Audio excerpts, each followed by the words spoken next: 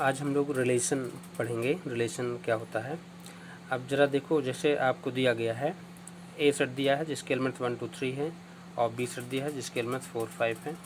तो A cross B निकालना है, means Cartesian product of sets A and B निकालना है। तो इनमें एलिमेंट्स आपके देखो, एक एलिमेंट यहाँ से लेना है, एक यहाँ से लेना है। तो 1 और 4 को मिला के 1 4 पेयर बनेगा।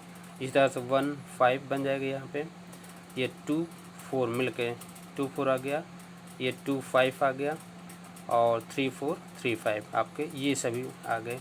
6 पेयर्स इसमें हैं। अब अगर हम देखें तो इस सेट में 6 एलिमेंट्स हैं। इसके नंबर ऑफ सबसेट देखा जाए तो 2 की पावर 6 बनेंगे। उनमें से कोई एक सबसेट हम ये लिखने जा रहे हैं। इनमें से कोई एक सबसेट हम लिखते हैं तो हमें ये मिलता है R = 1 4 2 5 3 4। तो इनमें से कोई भी हमने 3 एलिमेंट लिख लिए हैं।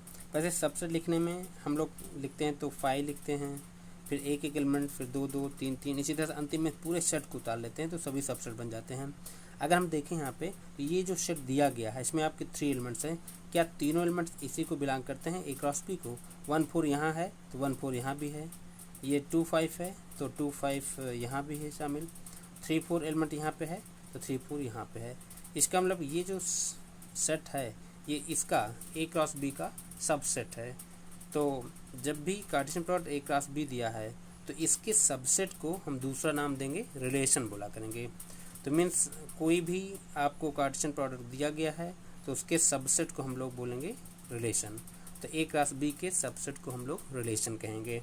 ठीक है, relation from set A to set B बोला करेंगे। तो रिलेशन का मतलब है ए क्रॉस बी का सबसेट, कार्टेशियन प्रोडक्ट का सबसेट। तो इसको हम लोग रिलेशन बोलेंगे from set A to set B. अब देखो जो रिलेशन आपको दिया गया है इसमें फ़िलहाल 3 एलिमेंट्स हैं। अगर इनके जो ऑर्डर पेयर्स हैं जैसे 1 4 है, 2 5 है, 3 4 है, इनके पहले पहले एलिमेंट्स को अलग सेट में इकट्ठा कर लो।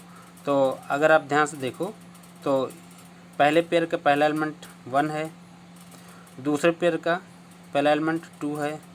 हर एक पेयर में से पहले पहले को इकट्ठा करना है। तो इसका पहला एलिमेंट 3 है तो ये आपका 3 हो गया। तो इस सेट को हम लोग डोमेन कहेंगे, रिलेशन का डोमेन होगा। Means collection of all first elements of order pairs of a relation. Relation के जितने पेयर्स हैं उनके पहले पहले एलिमेंट का कलेक्शन, उसको हम लोग डोमेन कहेंगे।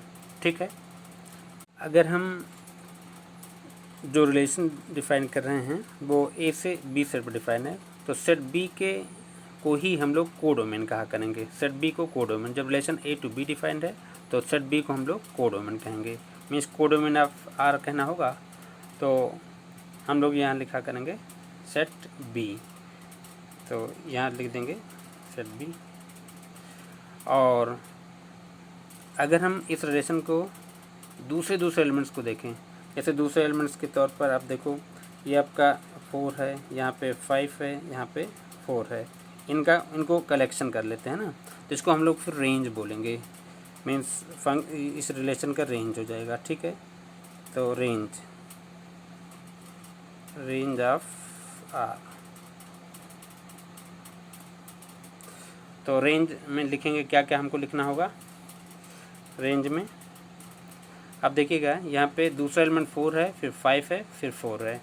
तो 4 लिख लेते हैं, फिर 5 आया है, 5 लिख लेते हैं, फिर 4 आया है दूसरा एलिमेंट। तो 4 की एंट्री हो चुकी है तो बस एक ही बार लिखेंगे।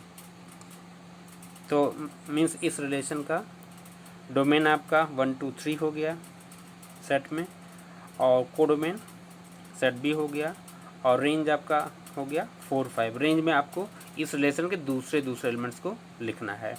ठीक है।